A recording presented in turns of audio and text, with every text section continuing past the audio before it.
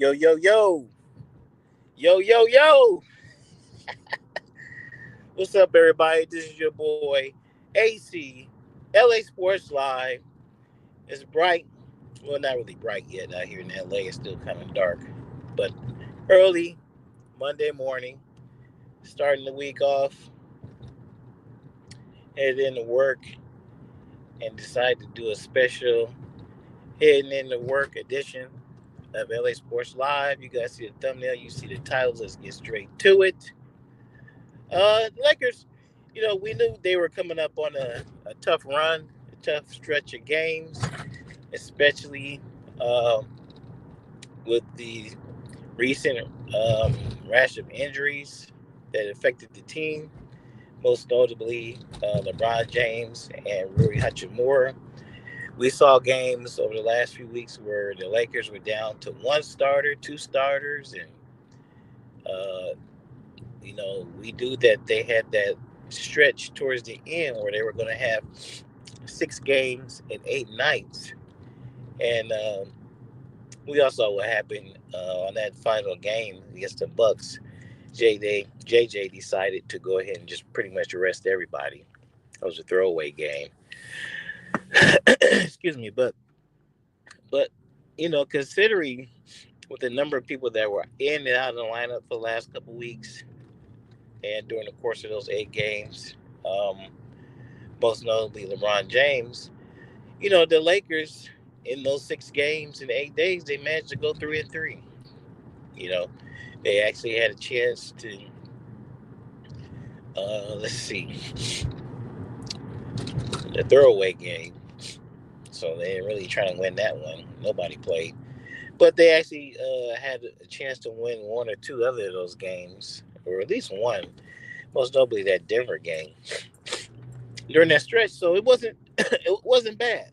All things considered, it wasn't bad at all that you could go 3-3. Excuse me, on 6 games in 8 days. With all the injuries, I think the Lakers will definitely take that. Excuse me, guys, I'm getting over a cold. But so how the Lakers sitting right now? I think maybe before all the injuries hit, you know, we want to probably go ahead and grab that second seed and finish as high as we could. But now with the injuries and the Lakers losing a few games here and there and kind of falling back to earth a little, not falling back to earth, but just I think they're maybe 5-5 in the last 10 games, so that's 500. But so I think maybe the focus is probably going to change. It probably has changed a little bit. I think they will probably settle on either 2, 3, or 4. I don't think they want to fall to 5. And 2, 3, or 4, whatever the case may be, they will have home court advantage in the first round, and that's better than what they've had. Hell, I can't remember what. I can't remember. It's been a few years since the Lakers have had a home court advantage. It's been quite a few years. Might have been uh, since the bubble. Well, God, look, it's been a while since they had a home court advantage in a series. I can't even remember when's the last time. So, in that respect, uh, that's a good thing. Whatever, for the most part, whoever they play in the first round, they will have home court advantage. Then after that, we'll see what happens. Uh, I don't. Based upon what I've seen this season. Now, you guys can put your opinions in the comments whenever you watch the video. But I don't really. I think the the the the issue with the Denver Nuggets, I think that is, I won't say it's been solved, but I think uh, nobody's per se scared of the Nuggets anymore. I think fully healthy, the Lakers could definitely now beat them in a 7 game series. You never know anything for sure until it happens. But I feel pretty comfortable saying that I think the Lakers could beat the Nuggets in a 7-game series. Um, with that being said, really, to be honest with you, two through 7 or 8, 9, or whatever however you want to count it, I don't. There's no team that I don't think that the Lakers could beat in a 7-game series. And not worried about Houston. Not worried about the Clippers. Not worried about the Warriors either. Um, OKC, that's a different story, and we'll probably know. I'll know a little bit more and be more comfortable making a prediction on that series when we play them these last 2 games of the season, provided both teams are actually playing everybody and trying to win these last 2 games that they play next month. But I'll reserve judgment on OKC. I mean, I think we could beat OKC. I really do. Um, a lot of talk about people saying that OKC's been disrespected and this and that and this and that. Man, anybody who's been watching basketball for a certain length of time knows that nobody's going to really respect a team until they prove they can win. And proving they can make long, extended playoff runs. And so until OKC does that, you know, this is the way people going to think. Now, I feel that they don't have enough, from what I've seen, they don't have enough offensive firepower. I know everybody knows the defense is really good, but I don't think to make a long, extended playoff run to the Western Conference Finals or even maybe even the NBA Finals, I just don't think they have enough offensive firepower. And if anything happens to SGA, it's over with for them.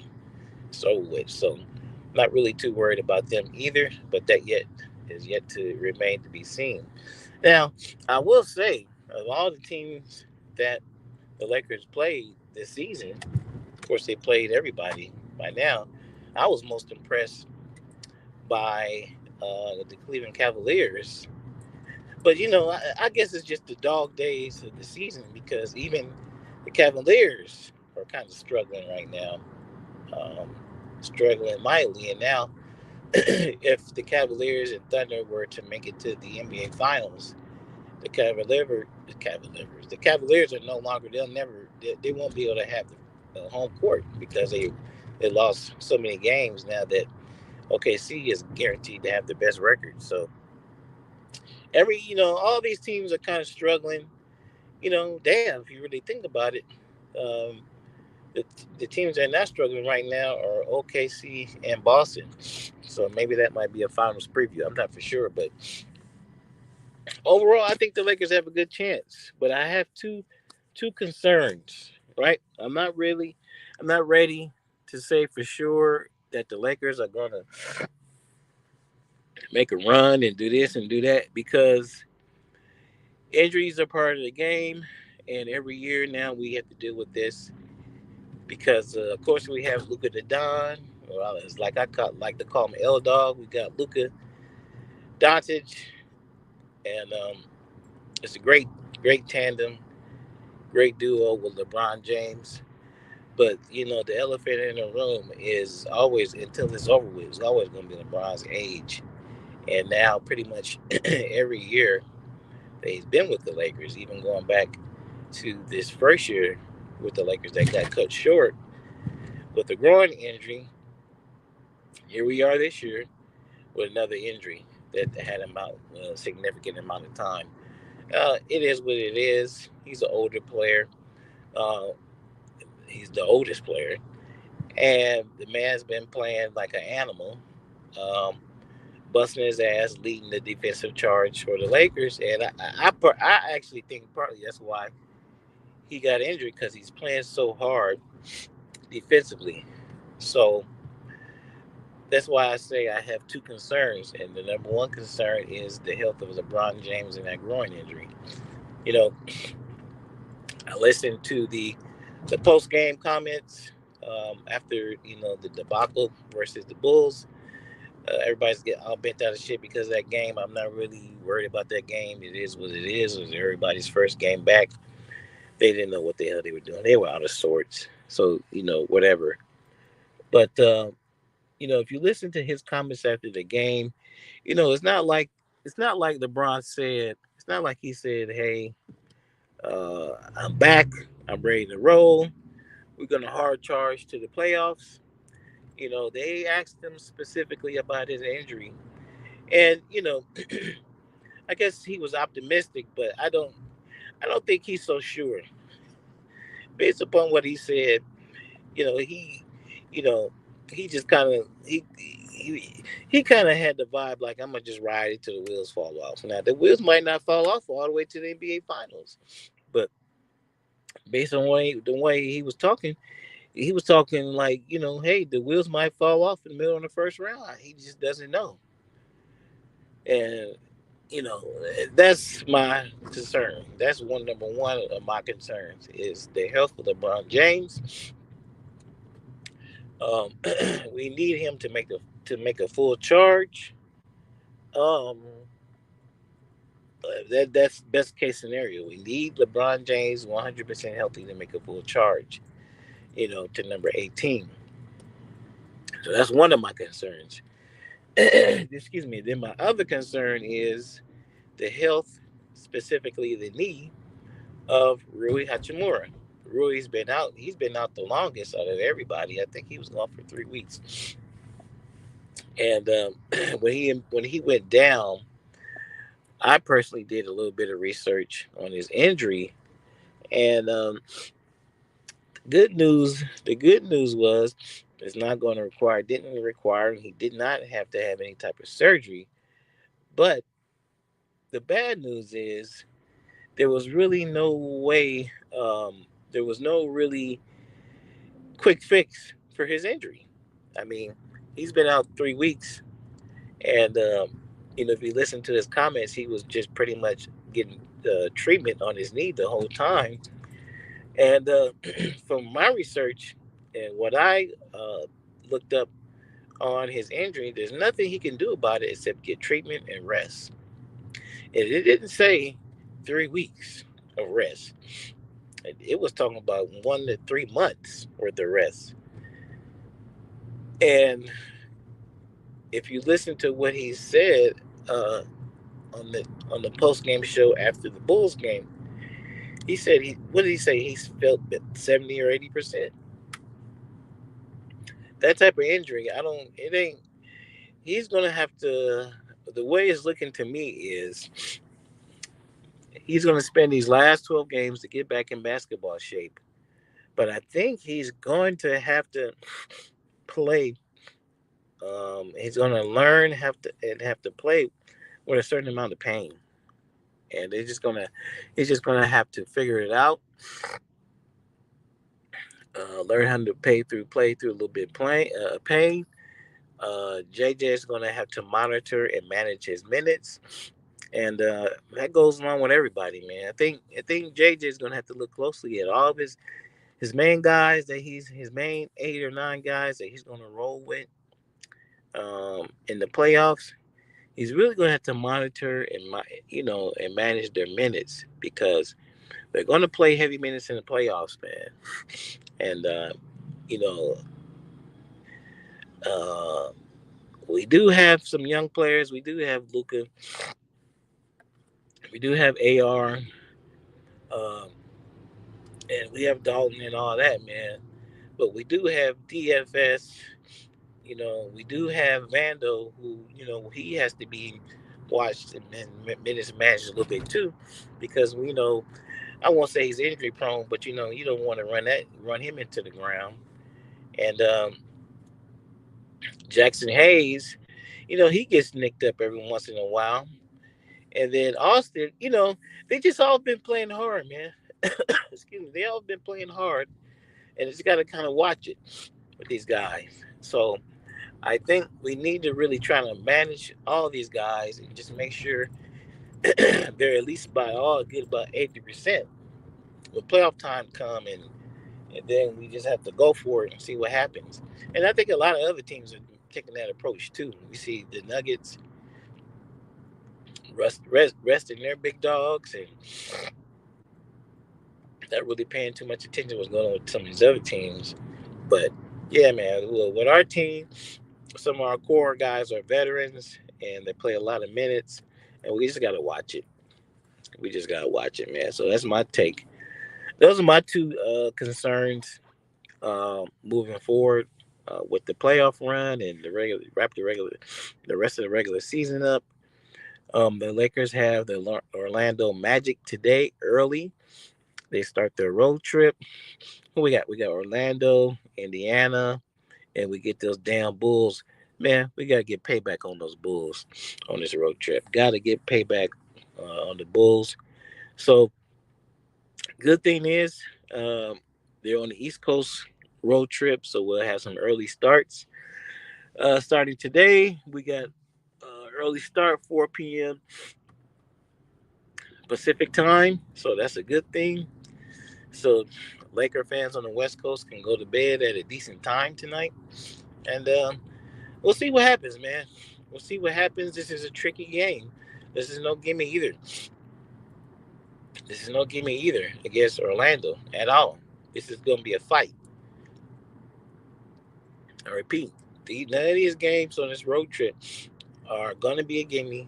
They're going to be a fight. The Lakers don't have the best road record by any means this season. They've been pretty damn good uh, at home, but they're pretty much an average team on the road. So this is going to be a fight. So the Lakers are going to have to kind of tighten up a little bit, suck it up a little bit, and manage some kind of way to get through this regular season unscathed, and just try to get into playoffs where they're all playing as one. They all get back on one accord. Everybody coming back, knowing their roles and getting in the rhythm. Yeah, but the one saving grace. I got my ass coughing.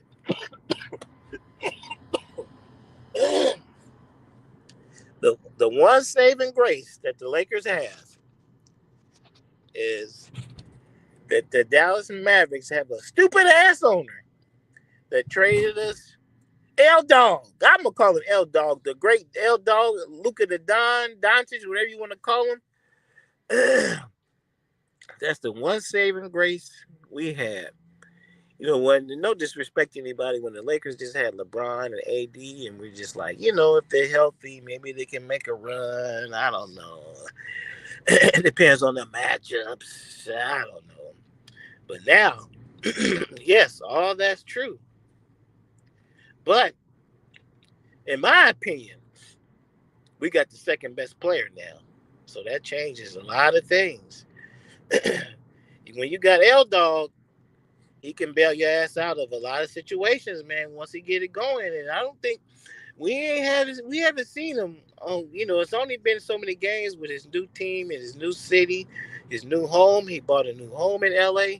So it's only been a short amount of time. So we might not be able to see it all come together this season. But fuck it. We're here.